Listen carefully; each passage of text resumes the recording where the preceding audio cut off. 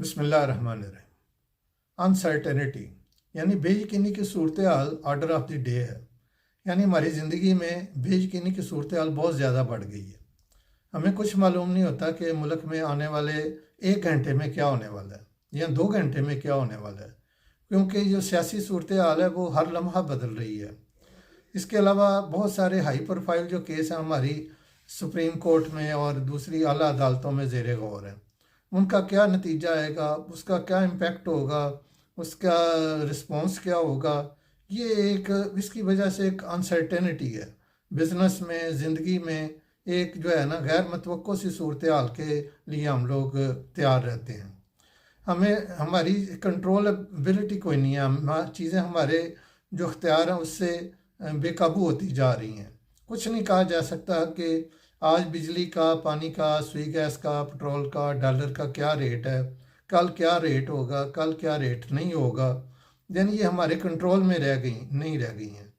पहले जो ये होता था कि मसलन महीने का एक घर का खर्च फॉर एग्ज़ाम्पल अगर हम 50,000 रुपये में चला रहे हैं तो ये नहीं कहा जा सकता कि अब अगला महीना जो शुरू हो रहा है उसमें 50,000 रुपये में हम अपना जो लाइफस्टाइल की क्वालिटी है उसको मेंटेन कर सकेंगे कि नहीं कर सकेंगे, क्योंकि रुपए की वैल्यू दिन ब दिन गिर रही है और कीमतों में इजाफा भी गैर मुतवक्को तौर पर हो जाता है। तो इसलिए ये हमारी जो ज़िंदगी की चीज़ें हैं ये बेकाबू होती जा रही हैं और अनप्रडिक्टेबिलिटी है। और फिर इसके बावजूद भी गैर मुतवक्को हालात किसी वक्त भी हो सकते हैं। किसी का भी कोई भी दुनिया में या पाकिस्तान में कहीं भी कोई छोटा मोटा हल्ला गुल्ला होता है तो यहाँ पर स्टॉक एक्सचेंज क्रैश कर जाती है। यहाँ पर कई लोग जो हैं वो सड़कों पर निकल आते हैं कि जी वो फ़लाँ मुल्क में ये कोई गैर मुनासिब बात हुई है तो हम उस पर एहतजाज कर रहे हैं। इवन मार्केट्स हैं तो वहाँ पर 10-15 बंदे को डंडा बरदार आ जाते हैं और ज़बरदस्ती दुकानें बंद करा देते हैं और उनसे जान छुड़ानी मुश्किल हो जाती है। तो ये एक अनप्रडिक्टेबिलिटी है, कोई इसमें हम गैर मुतवक्को सूरत हाल है। घर से हम निकलते हैं कि ऑफिस जाना है तो कहीं रास्ते में खुदा न खास्ता किसी दो बंदों की गाड़ी में थोड़ी बहुत आपस में कोई टच भी कर गई हैं तो सड़क के दरमियान में गाड़ियां दो खड़ी करके तो आपस में लड़ना शुरू कर देते हैं। और जहाँ जाने का प्लान होता है वो थोड़ा लेट नहीं होता, वो बाज़ का बिल्कुल ही वो आगे से मीटिंग निकल ही गई होती है। तो इसलिए ये हमारी ज़िंदगी जो है वो आजकल इन तीन चीज़ों के बीच में फंसी हुई है। यानी हम अनसर्टेनिटी का शिकार हैं, बेयकीनी की सूरत हाल का शिकार हैं, अनकंट्रोलेबिलिटी है, चीज़ें हमारे कुछ भी काबू में नहीं रह गई हैं। इस तरह अनप्रडिक्टेबिलिटी है कि गैर मुतवक्को हालात हैं, किसी वक्त कुछ भी सामने आ सकता है। इसके साथ साथ वो जो हमारा सेल फ़ोन है इसकी वजह से भी काफ़ी स्ट्रेस बढ़ गई है। जहाँ टाइम दिया होता है वो भी फ़ौरन फ़ोन करते हैं कि बस 5 मिनट की भी डिले नहीं होनी चाहिए, फ़ौरन टाइम पर पहुँचें। और अगर फ़ोन किया, फ़ोन अटेंड ना किसी वजह से कर सकें तो उसकी वजह से अलहदा से लोग नाराज़ हो जाते हैं और फौरी का फौरी जवाब मांगते हैं। वो कहते हैं जी अभी के अभी इसको जो है ना डिस्पोजल लगाएं, अभी के अभी हमें बताएं कि ये क्या हो रहा है क्या नहीं हो रहा, आप हमें फ़ौरन जवाब दें। तो इस किस्म की सूरत हाल में अपने आप को पुरस्कून रखना एक बहुत ही मुश्किल काम होता जा रहा है।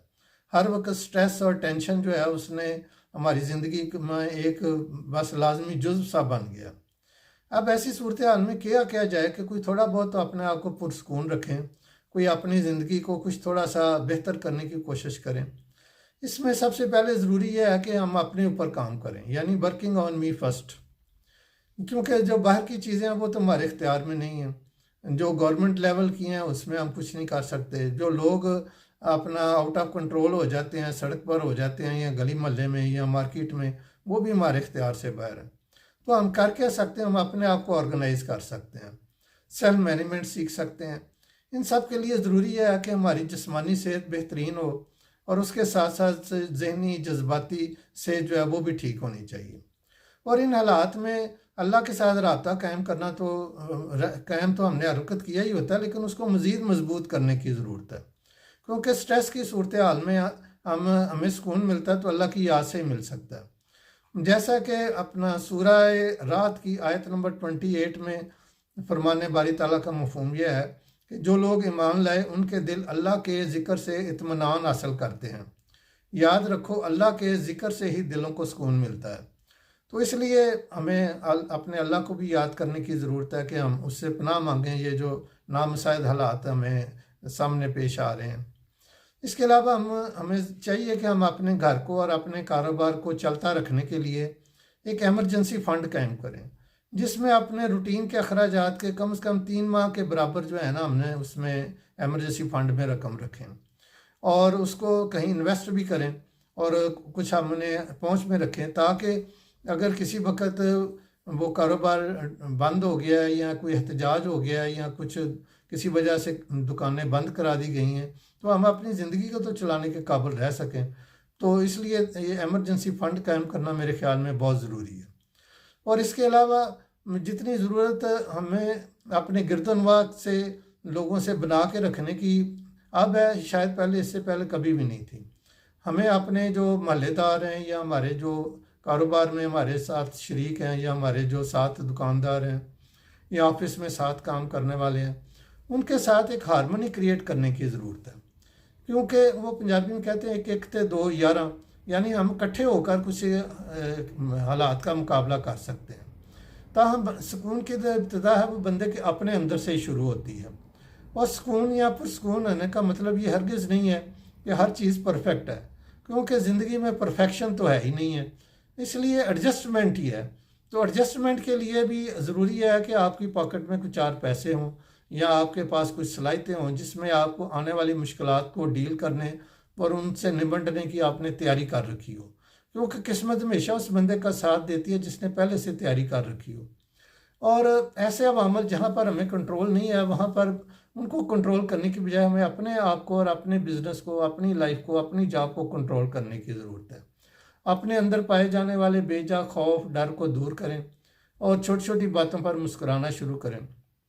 जजमेंटल रवैया अख्तियार करने से इज्तनाब करना चाहिए। और हम जो माजी में हो चुका उसको तो हम बिल्कुल ठीक नहीं कर सकते हैं, और मुस्तकबिल के मतलब हम अनप्रडिक्टेबिलिटी का शिकार हैं। तो इसलिए हमें अपने जो हाल है उसके ऊपर गौर करना चाहिए। अगर हम अपने प्रेजेंट को ठीक कर लेंगे तो इसमें रहकर हम कुछ माजी की गलतियों को भी ठीक कर सकते हैं और अपने मुस्तकबिल को भी महफूज कर सकते हैं। इसलिए अपने आप को स्टेबल करना चाहिए और अपने इंटरपर्सनल रिलेशनशिप्स को मजबूत करना चाहिए। बातचीत और बॉडी लैंग्वेज को मुस्बत रखना चाहिए ताकि मुस्बत एनर्जी जनरेट हो और एक दूसरे को हम अच्छी अच्छी बातें करें, ना कि हर वक्त ये कि पता नहीं क्या होगा मुल्क का, ये होगा वो होगा। इसकी बजाय इस मनफी तर्ज अमल को हमें खैर बात कह देना चाहिए। इसके अलावा जो जिन हमारे जो गिरदोनवा में रहने वाले लोग हैं उनके साथ ताल्लुकात बाहमी यानी तावन पर मबनी होने चाहिए, यानी हम उनकी मदद करें भी और उनसे कुछ मदद लें भी, तो इसी तरह ज़िंदगी चलेगी। हमारे घरेलू मामलात में भी ऐसे ही होता है कि हम अपने बच्चों की तमाम ज़रूरियात पूरी करते हैं और इसके अलावा हमने कुछ घरेलू मुलाजिम रखे होते हैं जो बच्चों की खिदमत करते रहते हैं। तो इस तरह जो बच्चे होते हैं उनके जहन में ये बात आती ही नहीं है कि हमने भी कोई माँ बाप की खिदमत करनी है या उनका कोई काम करना है, क्योंकि हमने बच्चों को कभी कहा ही नहीं होता कि हमारा भी कोई काम करने वाला है जो तुमने करना है। तो इसी तरह बच्चे बस लापरवाही का शिकार हो जाते हैं। अगर वो पढ़ जाएं तो वो दूसरे मुल्क चले जाते हैं, उनको माँ बाप की कोई परवाह नहीं होती। वो समझते हैं कि माँ बाप अपना ध्यान खुद रख लेंगे या मुलाजम है वो रख लेंगे। तो इसलिए बच्चों के साथ या अपने गिरदनवा के लोगों के साथ हमें एक बाहमी तावन पर मबनी रिश्ता कायम करना चाहिए। हम अगर बच्चों के काम करते हैं तो छोटे मोटे काम उनसे करवाने चाहिए, चाहे पानी का गिलास मांगने से इब्तदा की जाए कि बच्चे पानी का गिलास पिलाओ, बच्चे ये फलां चीज़ पकड़ा दो, ये कर दो, वो कर दो। तो कोई काम आप चाहे खुद कर भी सकते हैं, लेकिन फिर भी बच्चों से कहें कि वो भी करें ताकि उन्हें भी आदत हो कि उन्होंने भी कोई आपका काम करना है। इसी तरह आप अपने किसी कुलीग की, किसी रिश्तेदार की किसी मदद कर रहे हैं, उसकी मदद ज़रूर करें, लेकिन उसकी मदद करने के साथ उससे मदद मांगें भी, ताकि उसको भी पता हो कि मैंने भी कोई पे बैक करना है। वो इसके अलावा जब मदद कर रहे होते हैं तो रोटी पानी की मदद करने के बजाय उसकी स्किल्स में इजाफे की मदद करनी चाहिए ताकि वो अपने पाँव पर खुद खड़ा हो सके। ये ज़िंदगी जो है वो चलती कुछ लो और कुछ दो के असूल पर है।